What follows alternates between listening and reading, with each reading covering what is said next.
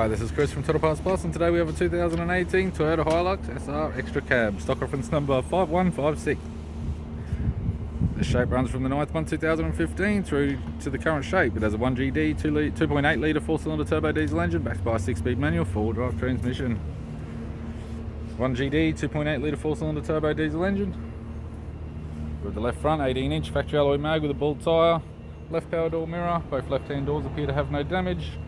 Left rear 18-inch factory alloy mag with a bald tyre. Factory fitted alloy tray with toolbox and ladder racks and all bolts and brackets. Right rear 18-inch factory alloy mag with a bald tyre.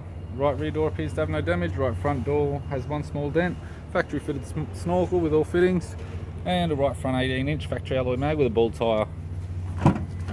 With the driver's side door trim, power window master switch.